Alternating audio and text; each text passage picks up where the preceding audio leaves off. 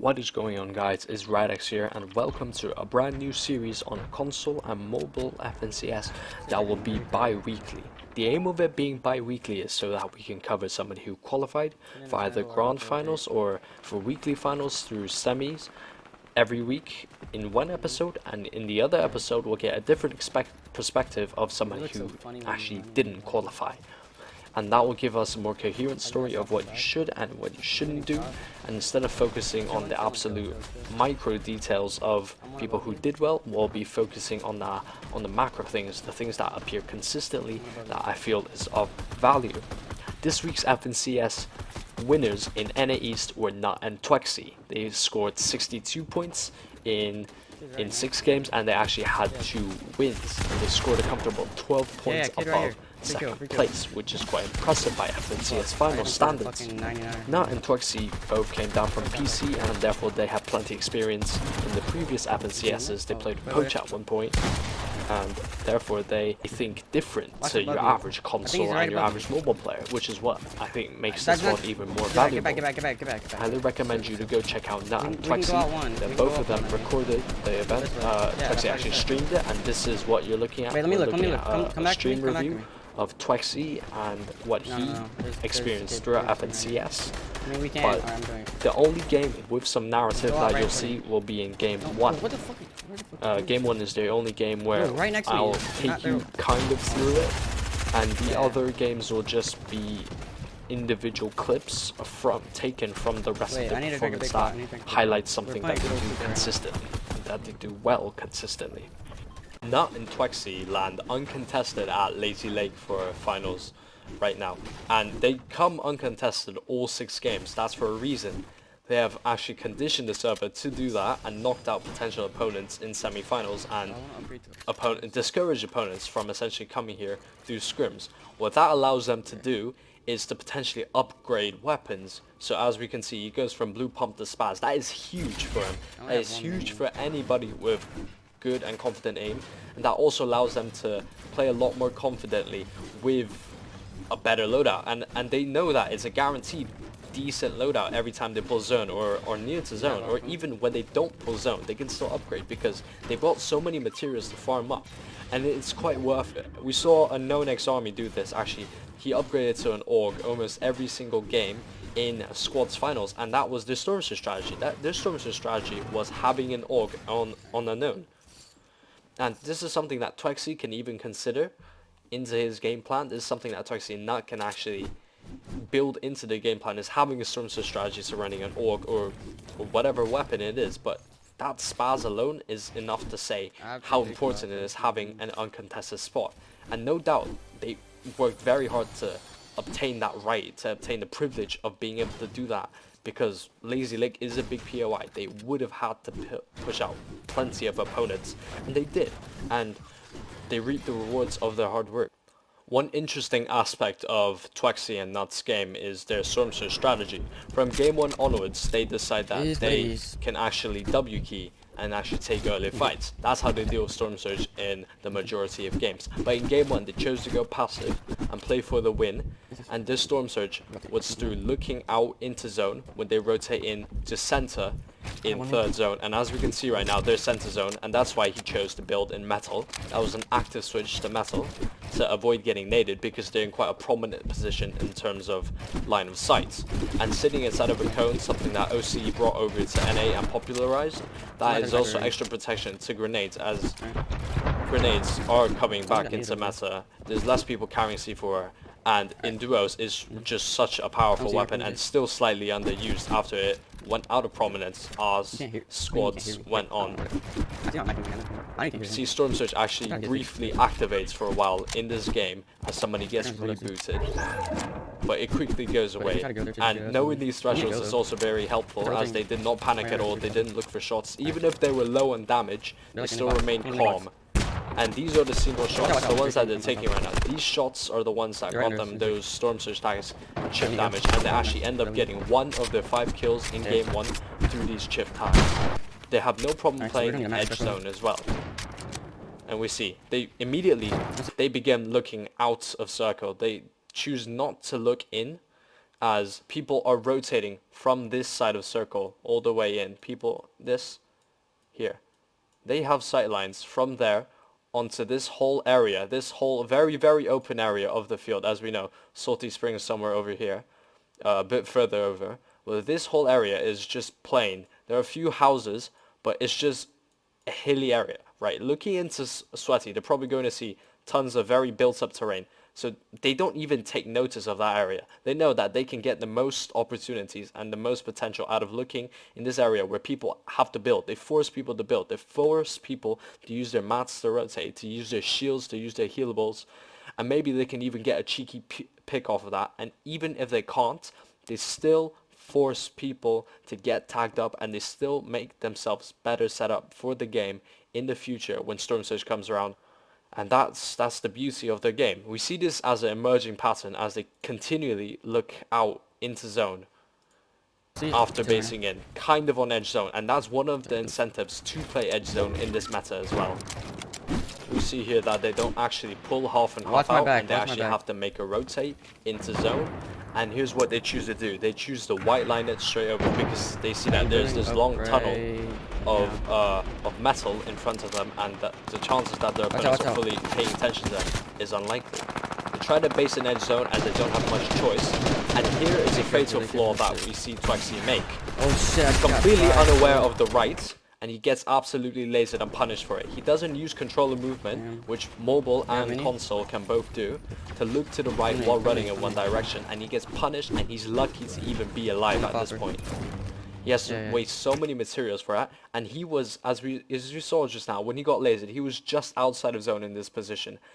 Around that edge position, where you're just about to get in, is where you need to have the highest amount of intensity. You need your reaction time to be on. You need to be looking left, be looking right for people, because this is the area where here, this side of zone is where most people are based up, and you'll find people coming in with you, trying to look for tags to make you the focus of the server instead of them, right? So that is defense mechanism. That is something that you can do on your rotates. Actively look out for opportunities as well.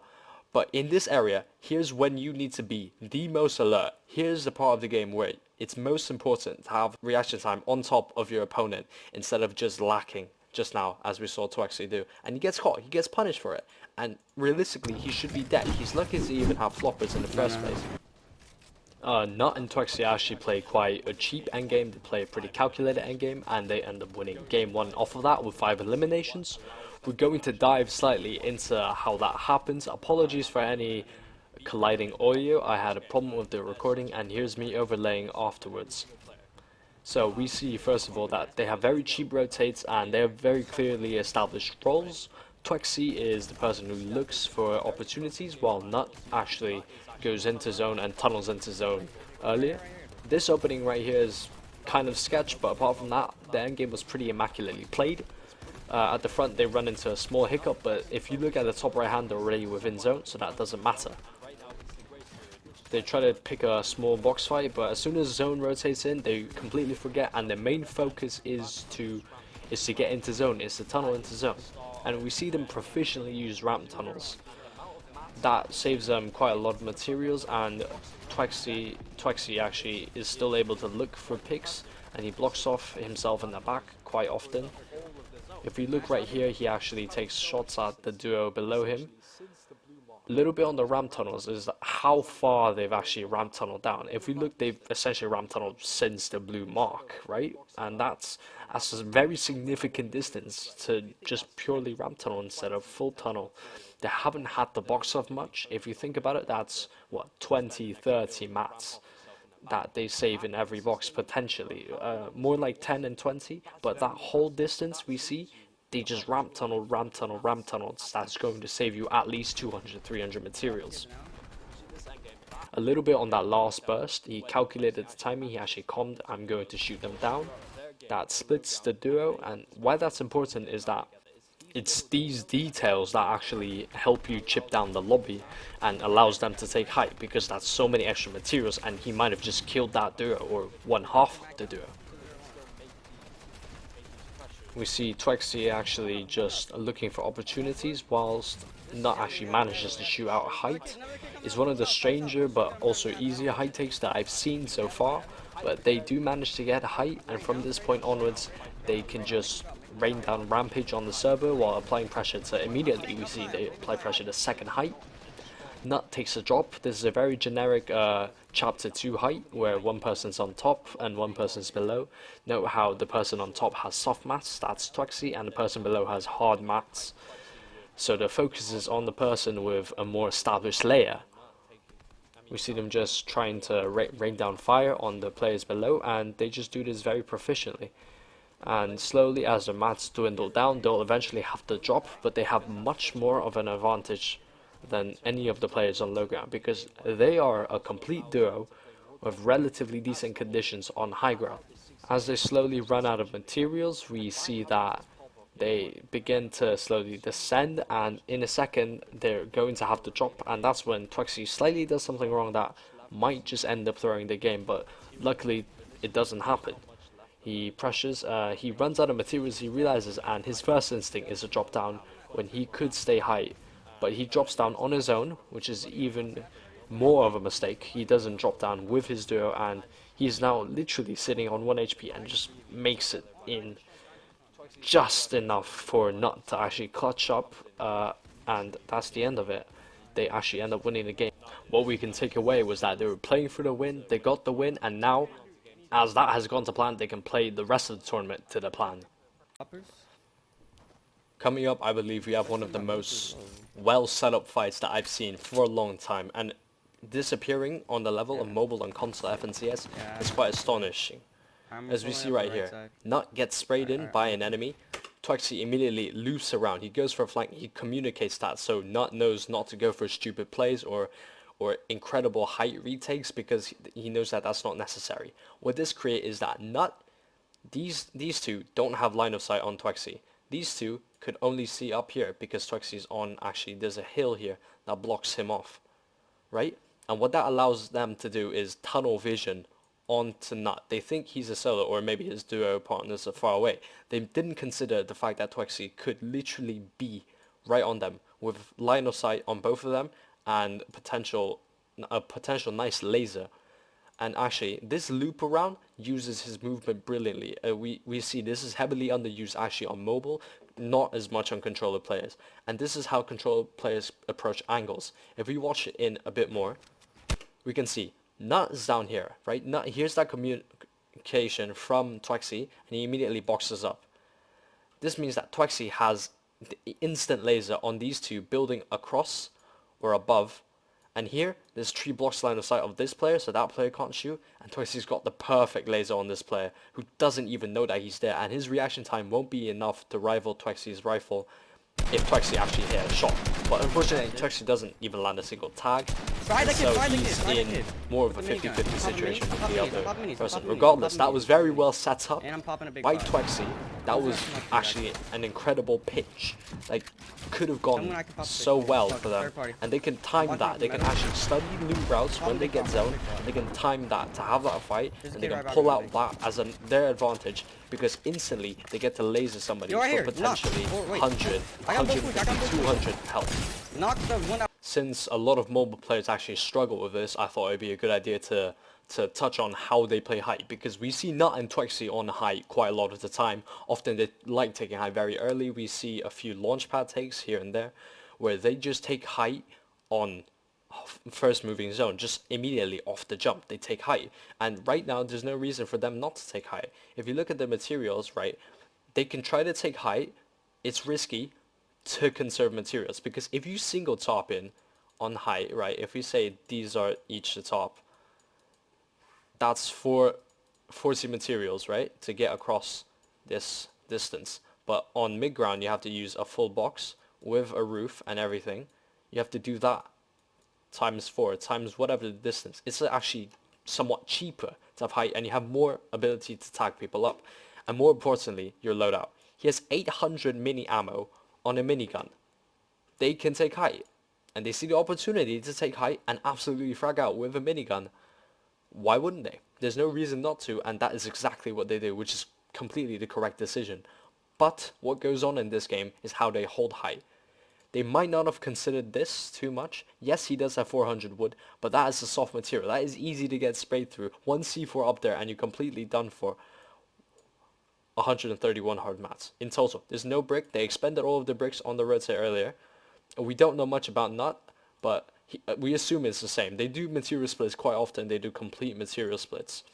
And we see how he tries to hold height here. Right here, we got him down, like, Yeah, one person out in front of zone, one person at the back. We see Nut over there, which is actually that is a good decision to make, because if you have one person here and one person here, he's on the top, he's on another top. They can essentially focus anybody in the middle, in between them. If you're here and you're getting focused on your wall and on your ramp and you're stair tunneling, you immediately have to vox up. You spend a lot of materials, and people from low ground can then rotate, and then you end up becoming the person at the back of zone, or you waste a ton of materials, or you just get your shield ripped instantly off of you. You can have the effect of zoning somebody into a certain area of the map, and we see that they kind of try to do this, but not very coherently against the ramp tunnels. nice. What I like is the pre-built metal that connects, and you see he's just on height. He's just absolutely shredding through kids. He's controller play on height with a minigun, right? And what we saw just now was that Nut actually goes off the challenge height on his own on a launch pad. Tuexy tries to play the front of zone, but he gets so encapsulated in trying to laser kids out with a minigun that Nut makes his play by himself. We have no Tuexy within short distance. Nut actually, the better play would have been to give up height straight away, because Tuexy was just on the wrong side of zone, right? He's on this side of zone when the mountains are over there. This whole area is shaded in. Those are the mountains. That's where natural height is, and it's going to be close to impossible for Tuexy to take and hold height once again from this side of zone, right? He's got 75 health. He's just got lasered. He's not got a lot of materials. When I play in a second, you guys can see. And he just can't take height off of that, and Nut's now alone on the height, and Tuexy's confused as to what to do, and he just dies straight away. And if Nut didn't clutch a high kill game with third place, the tournament might have played out very differently. That would have done a small amount to the confidence, but luckily placement starts rolling in and Nut plays front zone. We see Nut play 2 solo games out in this tournament, both of which he does very insane. He actually clutches a win from quite an early zone, and the secret to Nut playing solo, this is quite nice, as a lot of the time you will die and you will need to play as a solo, is that he likes playing at the front of zone, and then he looks to pressure. And he actually, look at it, he manages to take height as a solo, and he has a minigun, and he has 4 floppers, and he has not great materials, but he has a pretty good layer to pressure down, and the players below him are actually going down for him. He does that person with an RPG, tries to RPG him, takes out, he's got 40 materials left. And zone actually pulls over old builds. There's not much he can do in terms of just playing out the game now. He can just play normally, but regardless, he's already clutched so much placement, and he can actually get a ton of kills. Here is one of the best Storm Surge plays that I've seen out of these two, and one of the most strategic plays and innovative plays that we've seen from Nut and Tuexy is this play here, I believe in Game 4 at the bridge. 75 players left, we can see there's 75 players left, and they're trying to go north into center zone around, they end up pulling around this area following the river. But this play right here cements their Storm Surge and actually allows them to get 2 free kills, essentially 2 free kills, and get great refresh. The main point is that Tuexy and Nut set themselves up nicely for a kill. And for Storm Surge tags, even if they don't actually end up getting the elimination, right? So Tuexy, he begins by spotting the enemies when they were above on the mountains. So when Tuexy was just above at the roof, looking for Storm Surge tags, he spots these 2 players just here. These 2 players actually come down, and they notice the direction is unchanged, coming towards the bridge, no doubt about it. Tuexy immediately comes down, and he takes the right-hand peak, and he tells Nut to take the left-hand peak because, well, that's out of line of sight, and they can catch the opponents by surprise, right? And they both will focus the person at the front. He communicates that. Nut understands what the plan is, and they try to execute it, right? They're very patient. They notice that they go on top of the bridge, but these people get kind of greedy. These people look at the metal inside, possibly look at the loot inside. They look at the build and they think this is completely free. Someone ready? 3, 2. They have great timing. They count him down, absolutely laser him, and then from here onwards, it's just a simple cat and mouse chase. As long as they don't whiff too hard, and as long as they don't put themselves at a disadvantage, this is essentially a box fight where the circumstances are completely unfair. And Tuexy actually hears the player go outside. He tries to make a play from outside, and what Notify does is go through the inside of the building, and now they've set themselves up nicely for a pinch, right? And we see them applying multi-dimensional pressure. They're taking walls, they're taking pieces as much as they can. They're trying to stay safe, and we see every time somebody comes down in the duo, somebody goes up in the duo. Every time somebody comes down, somebody goes up, right? We see Tuexy was on top at the building here when Nut was pickaxing through, and Tuexy was taking the flank. Actually, he comes around here, and then he ends up on top, and then he can pressure downwards, right? Just now, when Tuexy comes down, he takes a shot. He took a shot around here, and then he moves around here to take a shot. Nut actually actively goes up. We can see through here that he goes up to apply pressure to the cone, I believe, over there. It's that bit of detail that absolutely throws your opponent off and allows your opponent not to be able to track you too well. Tuexy actually approaches angles very well in this game, and we can see that just now was one of the examples of him approaching angles very well.